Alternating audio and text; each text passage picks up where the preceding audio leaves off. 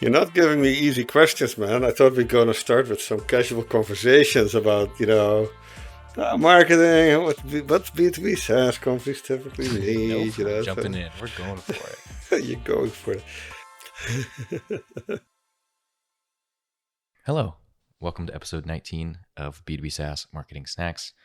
I'm Mike, a former associate CMO turned product lead here at Kalungi. And as always, I'm with Stein Hendricks, one of Kalungi's co-founders and executive CMO. Today, our conversation centered around what to expect from a SaaS agency, both in terms of accountability and investment for a fully outsourced marketing function. We had some conversation about why Kalungi was started, including the types of problems we're setting out to solve. And then we went into a couple of questions about accountability for results, which, for example, the balance between long-term and short-term metrics, and then talked about a ballpark all-up budget figure most software companies between 1 and 10 million ARR can expect to spend while building their first marketing function using an agency.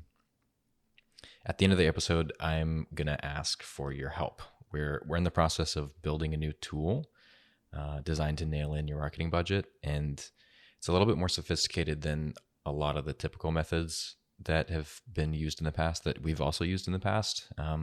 For example, a lot of people rely on percentage of total ARR or fixed budgets, kind of tied to specific fundamentals.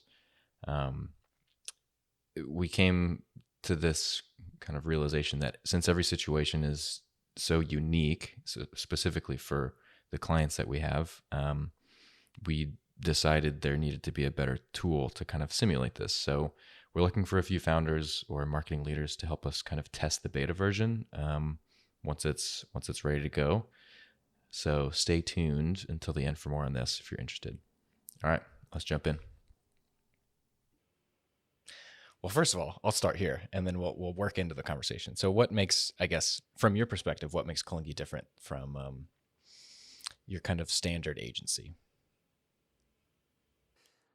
Yeah, Mike, we started Kalungi in 2018, and it was after a couple of years of working with smaller software companies to get their marketing off the ground, and there were a couple of challenges that were just hard to address with the the existing marketing agencies out there. As you know, I was working as a CMO, Chief Marketing Officer, for multiple software companies after having done that before that in larger companies like Microsoft. And especially when you're a little smaller, you don't have a lot of time. As a startup, you get funded, you need to scale fast. There were just not a lot of good options. It's hard to hire the right talent because the really good people they'll go work for Google or Amazon, and or the ones that you can hire that are very talented. Once they get better at what they do, they learn on the job, they leave. Right, they leave for larger companies where they can make more money or there's more career opportunity, etc. So all this sort of led to me thinking at some point, and Fadi and I, the other founder of Kalungi, worked on some of these challenges together, both as freelancers, and it led me to think about what do you do to solve this. And I had talked with agencies also about how do you put your money where your mouth is. If you think your marketing that you do is really good, right? Why can't I pay you for performance? And this was me, of course, in the CMO role when I hired agencies. And they always had great reasons why they couldn't, right? They say basically, hey, I don't control all the variables. If you let me run with content marketing and with maybe SEO and SEM, etc., for a typical digital agency, I'm not going to sign up for results if I don't control the quality of your service, or I'm not really influencing whether you have arrived at product market fit, or I am not really able to influence some of the funding decisions for the company. So it was really clear that that problem was not easy to solve. And so what Kalungi ends up doing in the first year is figuring out if we build the right capabilities, if we understand what small software companies need, can you then also take accountability for results? And that's not easy. because you do have to then take ownership of more than just, for example, what a digital agency would do. So in the case of Kalungi, we were able to do that because we added marketing leadership to our services portfolio together with managing and doing the work to do inbound marketing, outbound marketing, analyst relationships, even managing like board communication, all those things that really go into the typical running of a marketing function for a company when you do that as the internal team. And so now, and that's really why Kalungi was started, Mike, to sort of answer to that need. Can a marketing team take accountability for results? And can you make that available to smaller software companies who have a hard time both hiring, recruiting, finding talent, and keeping them? And I think when you talk about accountability for results, from the perspective of someone who's hiring in any agency, how do you hold an agency accountable for results? Like what's the kind of formula there? Yeah, you got to be fair to the agency. In the end, it has to be a win-win relationship, right? Because you want them to stay with you as your marketing team for a while and help you get great results and also make them feel that they're successful. So the right way to think about marketing results, I think, is about balancing both long-term and short-term needs. So you need to be able to drive demand into the funnel, for example, but the demand gen has to be high quality. You have to find ways to drive demand that is sustainable, right? Things like organic search rankings in Google, or building up your reputation in online marketplaces, Capterra, things like that. Maybe building relationships with analysts, right, who start covering you, and that's a longer, more sustainable way of driving brand awareness, for example.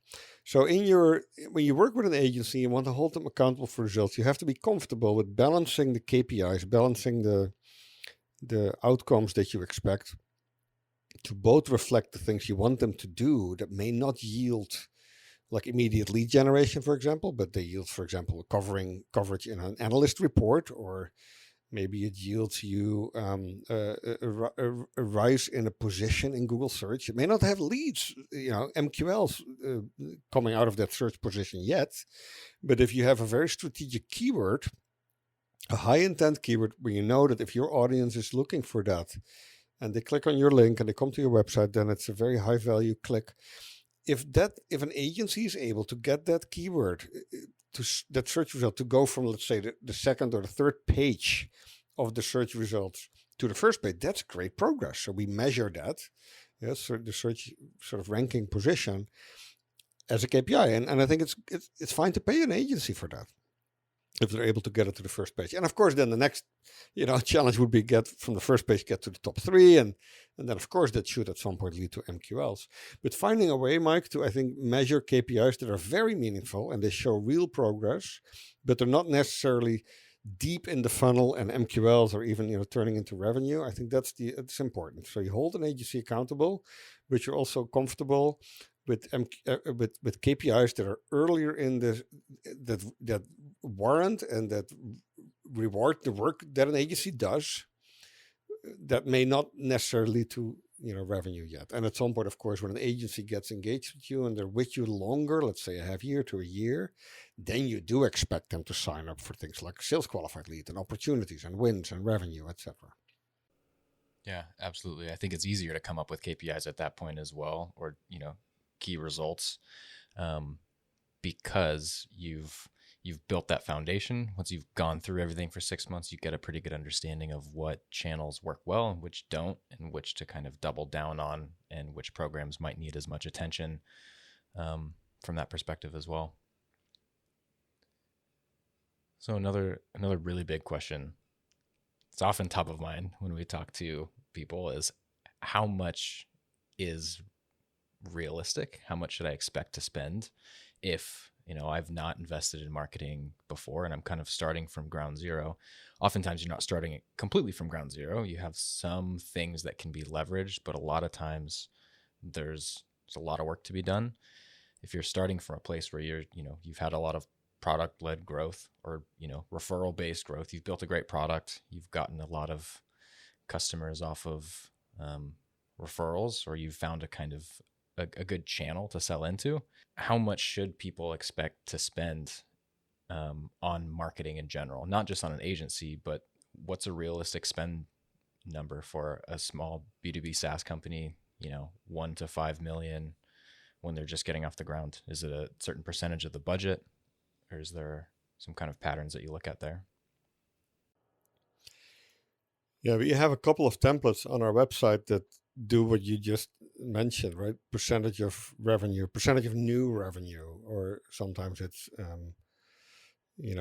function of the maturity of your product, how far you are in product market fit, right? Do you need to spend a lot of money or resources, time on brand awareness versus just optimizing your funnel? And all those, I think, tools are very good to get you started. But what I think trumps all of that is that you want to be able to do things really, really well. Don't do things half. So marketing is such a broad discipline. There's probably a list of 15 things that you can come up with that are helpful to drive growth for an early stage software company.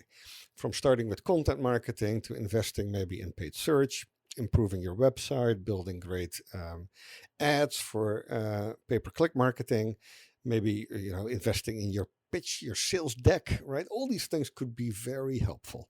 And it's very hard to say that there's a certain mix of those things that is always needed. We have a playbook, we have our own approach at Kalungi that sort of says, if you do all of these things, you need to do them at least in the right sequence, right?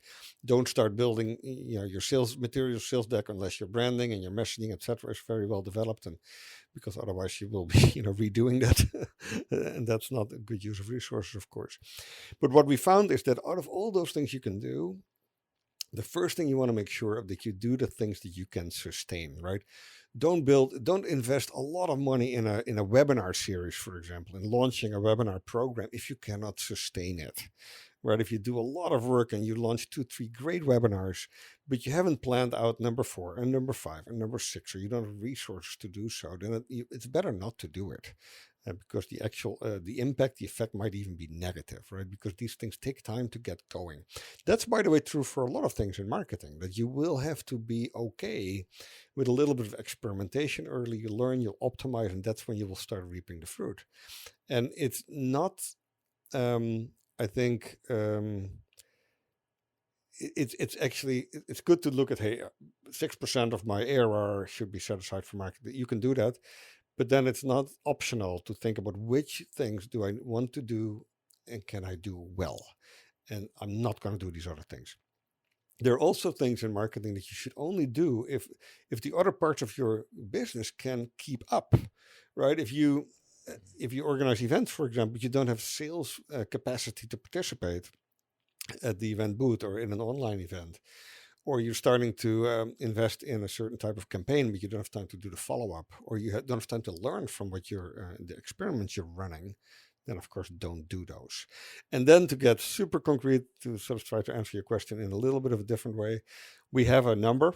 It's typically about $50,000 a month that allows most B2B SaaS companies between, let's say, $1 million in revenue and about $10 million in revenue to have a good, solid, functioning marketing department to drive the right level of growth in all the sort of, let's call it, belt and suspender areas, right? Where you need a good website, you need good content marketing, you need some form of paid search, you need to optimize your funnel, you need to set up your marketing automation correctly. So to do all those things correctly and to have a little bit of money to spend on media and to do a little bit of experimentation and constantly optimize your demand gen channels, if you set aside about $50,000 a month, so that's $600,000 a year, that is a good ballpark figure to build your first marketing organization. Which then also leads to, if you haven't reached a couple of million in ARR yet, it's hard to actually find enough capital to invest that type of money, right? So that's why you either do that when you get a growth capital injection, or when you've started to become profitable and you can make a choice to invest that back into the business. Mm-hmm. One other thought when I mentioned that number, 50,000 a month, it's very specific. It's about $10,000 that we typically see is the most a small software company should be spending on media, discretionary spend, whether it's pay-per-click marketing or a sponsorship or sponsored content or anything that's sort of, buying your way into people's attention span, right, through any form of media. And we're not saying that you should spend that early on. You should only spend money on those things when you have great landing pages, great ability to understand the analytics, right? And what's happening with the content, how are people interacting with it, so you can learn from that and improve, etc. But at most, I think 10,000 a month is the largest that we've seen small software companies spend on that. The other 40,000 is mostly spent on the team. There's a little bit of money, there are a couple $1,000s that you use for tools, for your marketing infrastructure, a HubSpot subscription, some other tools maybe. And then the rest is to basically pay the team. And a team is typically about 10 people in different skill areas, but they're all part-time, right? Because you don't need a full-time designer. You don't need a full-time copywriter. You don't need a full-time product manager.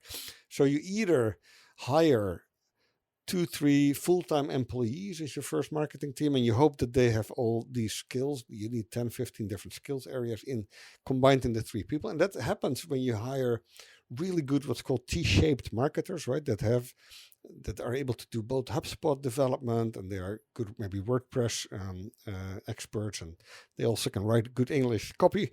So that you find people who can sort of, with about 2-3 people, you can build your full marketing function. Or you do something like what you get with Kalungi. You get a team of about 10 people that sort of are all experts in these areas, but your designer will only work maybe will work on a couple of customers at the same time, right? So not just, they'll not be full time. So, but yeah, that gets to that $50,000 a month, Mike. And that's it for today's episode. But on the topic of budgets, if you're interested in getting a rough all-up number for your marketing function, we do have a budget estimator and template you can use to build your own budget on our website. You can find it at kalungi.com/budget. And as for the new request I mentioned earlier in the episode, we are looking for a couple of business-to-business software startups to help us test the calculations for our new calculator. The outcome of the new calculator kind of balances quite a few situational variables to deliver an output, including things like your product maturity, your churn rate, your average contract value, how much funding you have, number of referenceable accounts you have, your growth targets, how fast you want to achieve those growth targets, and then also the maturity of your market and how much foundation you've already built. So it's a bit more sophisticated. If you're interested in helping us by providing some test inputs from your own B2B SaaS company, let me know. I'd love to hear from you. It's not quite ready yet, but I would love to have a few people on deck to help us pressure test it when it is. So if you think you're a good fit, shoot me an email at mike@kalungi.com, and I'm looking forward to hearing from you. And as always, thank you so much for choosing to spend your time with us. We'll see you really soon.